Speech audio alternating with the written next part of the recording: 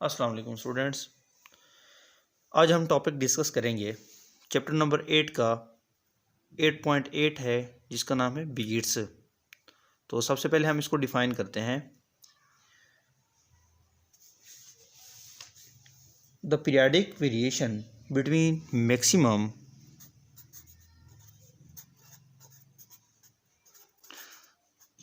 The periodic variation between maximum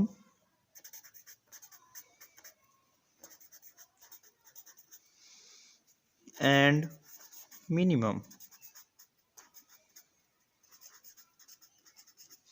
The periodic variation between maximum and minimum loudness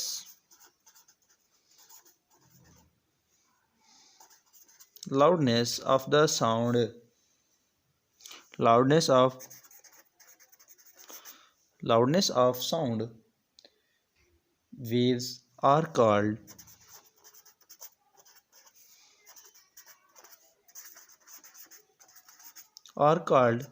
beats। देखिए students, definition को हम दोबारा एक बार और करते हैं। The periodic variation between maximum and minimum loudness of sound wave are called beats. जो लाउडनेस के अंदर वेरिएशन होती है, लाउड कभी ज़्यादा हो जाता है कभी कम हो जाता है, वो जो वेरिएशन हो रही है उसको बीट्स, फिजिक्स की टर्म में हम उसको बीट्स कहते हैं। सो स्टूडेंट्स, हम इसकी एग्जांपल ऐसे लेते हैं कि लेट्स सपोज हमारे पास दो ट्यूनिंग फोर्क हैं। लेट्स सपोज हमारे पास ये दो ट्यूनिंग फोर्क हैं। एक ट्यूनिंग फोर्क ए है और दूसरा ट्यूनिंग फोर्क बी है। अगर हम ये दोनों एक जैसे एक ही मटेरियल के हैं, जब हम इन दोनों को किसी भी हार्ड चीज़ के साथ हिट करते हैं तो इनके जो आर्म्स हैं ये वाइब्रेट करना शुरू कर देती हैं। ये ऐसे यहाँ पे ऐसे वाइब्रेट करना शुरू कर देंगी, ये ऐसे ऐसे वाइब्रेट करना शुरू कर देंगी। सेम इसी तरह से दोनों जब हम इनको एक ही टाइम के ऊपर हिट करेंगे तब इनसे जो वेव्स जनरेट होती हैं, हम यूँ कहते हैं कि कुछ इस तरह से वेव्स जनरेट होती हैं। Crust and trough. Okay students, similarly जो हमारे पास ट्यूनिंग फोर्क बी है उसकी भी सेम फ्रीक्वेंसी है, ऐसे ही है, दोनों की फ्रीक्वेंसी सेम है।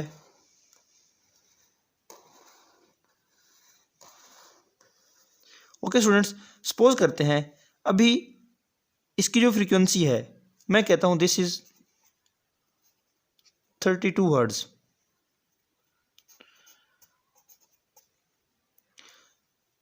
एंड ट्यूनिंग फोर्क बी की भी जो फ्रीक्वेंसी है ये भी क्या है, 32 हर्ट्ज है। जब दोनों फ्रीक्वेंसी सेम है तो स्टूडेंट्स ये तो हमने पढ़ा है पिछले टॉपिक में कि जब सेम फ्रीक्वेंसी हो तो उस टाइम सुपरपोजिशन होता है। सुपरपोजिशन तो जब दो फ्रीक्वेंसी स्लाइटली चेंज हो, एक दूसरे से थोड़ी सी डिफरेंट हो।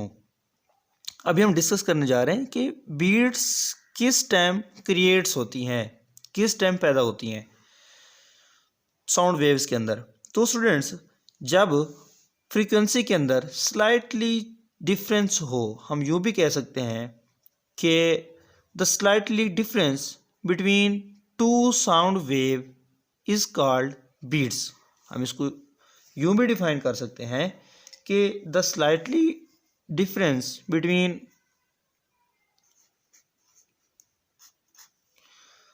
the slightly difference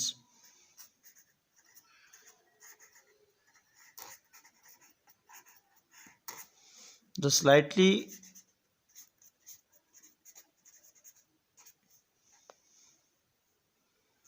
difference between two frequencies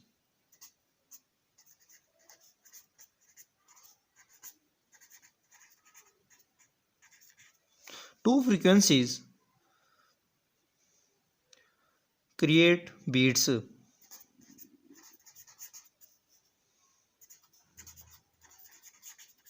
okay students, तो देखें अब हमारे पास ये दो ट्यूनिंग फोर्क्स हैं, दोनों की फ्रीक्वेंसी सेम है। इसकी भी फ्रीक्वेंसी 32 हर्ट्ज है और इसकी भी फ्रीक्वेंसी कितनी है, 32 हर्ट्ज है। अगर हम इस ट्यूनिंग फोर्क बी के ऊपर थोड़ी सी इसकी एक आर्म के ऊपर हम क्या करते हैं, वैक्स लगा देते हैं, थोड़ा सा ये थिक हो जाता है। जब ये थिक होगा तो इसकी फ्रीक्वेंसी चेंज हो जाती है। अब जब हम इन दोनों को एक ही टाइम के ऊपर वाइब्रेट करवाते हैं तब इसकी जो फ्रीक्वेंसी थी वो तो 32 हर्ट्ज थी। अब इसकी फ्रीक्वेंसी, क्योंकि इसकी ये वाली आर्म जो है थोड़ी सी थिक है, तो इसलिए इसकी फ्रीक्वेंसी चेंज हो जाती है। हम ये कहते हैं कि अब इसकी फ्रीक्वेंसी 32 नहीं होती, बल्कि इसकी फ्रीक्वेंसी अब 30 हर्ट्ज हो गई है। ओके स्टूडेंट्स, अब इसकी फ्रीक्वेंसी कितनी है, 30 हर्ट्ज है। अब हमने इस 30 हर्ट्ज का ग्राफ बनाते हैं। थोड़ी सी स्लाइटली थोड़ा सा चेंज है, इंटेंसिटी सेम है दोनों की। तो देखिए स्टूडेंट्स, अब बीट्स किस तरह पैदा होती हैं और कब पैदा होंगी, अब हम ये देखते हैं कि जब एक क्रस्ट और ट्रफ आपस में इंटरसेक्ट करते हैं, हम इसको यूं भी कह सकते हैं, दिस इज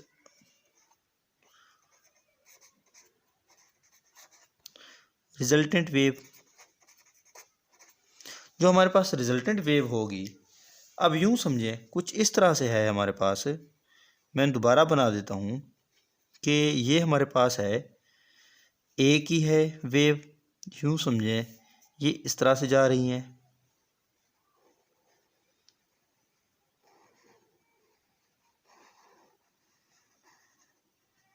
ओके स्टूडेंट्स, ये कितनी है, 32 हर्ट्ज है।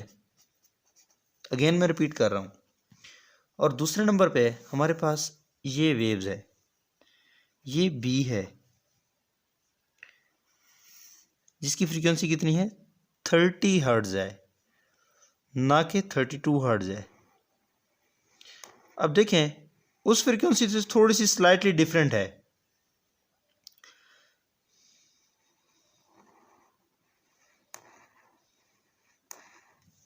ओके स्टूडेंट्स, तो अब हमने ये देखना है कि बीट्स किस टाइम क्रिएट्स होंगी।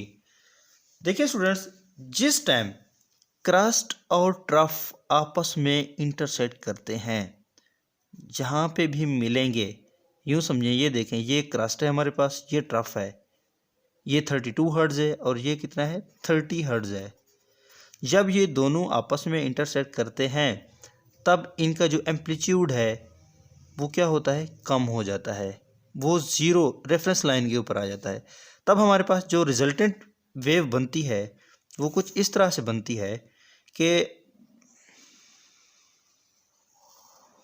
यूँ समझें, अब मैं थोड़ा सा ग्राफ इस तरह से बना रहा हूँ। अब ये हमारे पास ये जो फिगर बन रही है ये रिजल्टेंट वेव है, ये है, ये देखें, ये हमारे पास वेव्स हैं। अब यहाँ पे क्रस्ट और ट्रफ आपस में इंटरसेक्ट करते हैं, वहाँ पे जो हमारा एम्पलीट्यूड है वो वहाँ पे क्या हो रहा है, ज़ीरो हो रहा है, कम हो रहा है, मिनिमम हो रहा है। इसी तरह से जैसे जैसे दोबारा चेंज होती हैं ये फ्रीक्वेंसीज, सेम उसी तरह से फिर क्या होता है, एम्पलीट्यूड बढ़ता जाता है, बढ़ता जाता है। जब क्रस्ट के साथ ट्रफ के साथ इंटरसेक्ट करता है तब हमारे पास जो एम्पलीट्यूड है वो मैक्सिमम हो जाता है। जब क्रस्ट ट्रफ के साथ इंटरसेक्ट करता है, एक टाइम आता है, उस टाइम जो एम्पलीट्यूड है हमारा वो ज़ीरो हो जाता है। तो स्टूडेंट्स, ये हमारे पास रिजल्टेंट वेव है। ए और बी का जो रिजल्टेंट है वो हमारे पास कुछ वेव का पैटर्न इस तरह से बनता है। अब यहाँ पे हमारे पास एक क्रस्ट और ट्रफ आपस में इंटरसेक्ट कर रहे हैं, दोनों का फेज क्रस्ट और ट्रफ का सेम आ गया। यहाँ पे इस पॉइंट के ऊपर जहाँ पे फ्रीक्वेंसी मैक्सिमम है, लाउडनेस मैक्सिमम है, यहाँ पे आपकी जो आवाज़ है वो कम हो जाती है, आवाज़ कम हो जाएगी, इस पॉइंट के ऊपर आवाज़ कम हो जाएगी और इस पॉइंट के ऊपर आपकी जो आवाज़ है वो मैक्सिमम होगी, यानी लाउड होगी, यहाँ पे कम होगी। आपकी जो आवाज़ है, आवाज़ की जो लाउडनेस है वो कम हो जाएगी बिल्कुल। ओके स्टूडेंट्स, तो नेक्स्ट हम डिस्कस करते हैं बीट्स फ्रीक्वेंसी।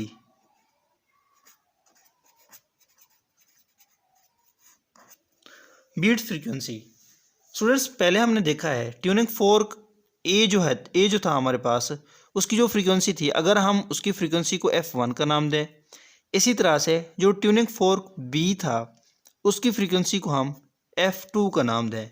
जिस तरह से दोबारा भी हम देख लेते हैं, अगर इनकी फ्रीक्वेंसी को एक को हम नाम देते हैं F1 का, इसकी जो फ्रीक्वेंसी है अगर मैं इसको नाम दूं F1 is equal to 32 hertz and F2 is equal to 30 hertz, तो स्टूडेंट्स हमारे पास बीट फ्रीक्वेंसी क्या होगी, अब हम ये फाइंड करते हैं। देखिए स्टूडेंट्स, तो फिर हम इन दोनों का डिफरेंस निकालते हैं। बीट फ्रीक्वेंसी को हम n से रिप्रेजेंट करते हैं, तो इन दोनों का डिफरेंस किस तरह से निकालेंगे, फिर ये होगा हमारे पास F1 minus F2 that is equal to beat frequency, जिसको हम n से रिप्रेजेंट करते हैं। तो स्टूडेंट्स आगे हम डिस्कस करते हैं कि हमें बीट्स की फ्रीक्वेंसी या बीट फ्रीक्वेंसी की ज़रूरत क्यों पड़ती है, इसके यूजेस कौन कौन से हैं। तो यूजेस हम डिस्कस करते हैं बीट्स के।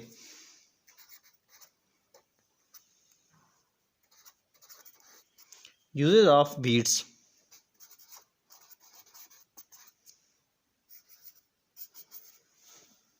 ओके स्टूडेंट्स, तो जो इसका पहला यूज़ है,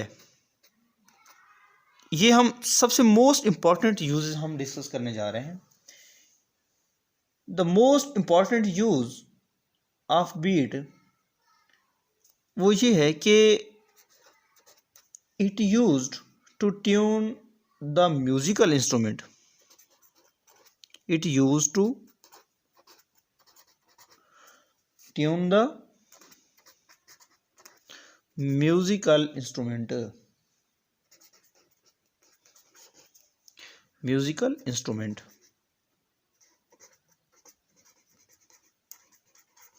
अब म्यूजिकल इंस्ट्रूमेंट को इनको किस तरह से ट्यून किया जाता है। अब म्यूजिकल इंस्ट्रूमेंट, लेट्स सपोज हम लेते हैं 2 हारमोनियम लेते हैं, एक हारमोनियम स्टैंडर्ड है, दूसरे को हमने सेट करना है, तो फ्रीक्वेंसीज को एडजस्ट करते हैं, जहाँ पे बीट्स मिनिमम हो जाए, कम से कम हो जाए, वहाँ पे हम कहते हैं कि जहाँ पे बीट्स ज़ीरो हो जाए, फिर हम ये कहते हैं कि हमारा जो म्यूज़िकल इंस्ट्रूमेंट है वो ट्यून हो गया है। अब डिफरेंस, एक बात और आप लोगों ने ध्यान में रखनी है, अब डिफरेंस होना कितना चाहिए। लेट्स सपोज अगर हम यहाँ पे निकालें बीट फ्रीक्वेंसी का डिफरेंस निकालते हैं, जिस तरह से बीट फ्रीक्वेंसी निकालते हैं, अगर हमारे पास F1 था, F1 हमारे पास 32 हर्ट्ज़ था, 32 हर्ट्ज़, और इसी तरह से F2 जो था हमारे पास वो था 30 हर्ट्ज़ था। तो स्टूडेंट्स हम बीट फ्रीक्वेंसी किस तरह से निकालेंगे, F1 माइनस F2, तो ये किस तरह से आएगा, ये होगा हमारे पास 32 hertz minus 30 hertz that is equal to 2। अब बीट फ्रीक्वेंसी कितनी आ गई है हमारे पास, 2 आ गई है। तो स्टूडेंट्स इसी तरह से जितना हमारे पास डिफरेंस ज़्यादा होगा उतनी बीट फ्रीक्वेंसी ज़्यादा होगी। तो हमारे पास जो मैक्सिमम बीट फ्रीक्वेंसी होती है, जिसको जो बेयरेबल है, वो होती है 10 हर्ट्ज़ तक, 10 हर्ट्ज़। ओके स्टूडेंट्स, इससे ज़्यादा डिफरेंस ना हो 10 हर्ट्ज़ से। ये मोस्टली MCQs में आता है कि जो डिफरेंस है वो मैक्सिमम कितना होना चाहिए, वो होना चाहिए 10 हर्ट्ज़। ये मैं यहाँ पे मेंशन भी कर देता हूँ फॉर MCQs के लिए, जो कि आप लोगों ने अंडरस्टैंड रखना है, अपने जहन में रखना है। ओके, तो हम यूजेस डिस्कस कर रहे थे। जो पहला यूज था हमारा वो ये था कि it use to tune the musical instrument. दूसरा हमारे पास यूज है इसका, वो ये है कि it use to determine a known frequency of tuning fork. It use to determined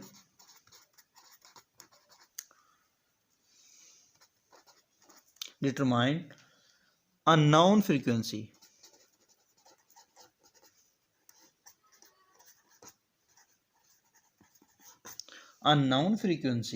of tuning fork।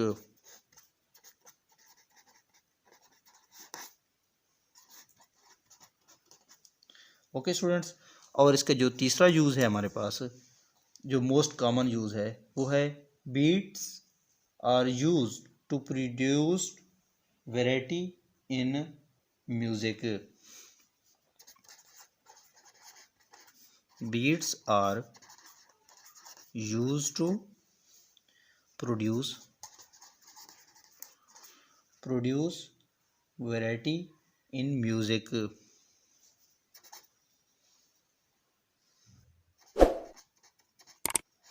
Variety in music. Okay students,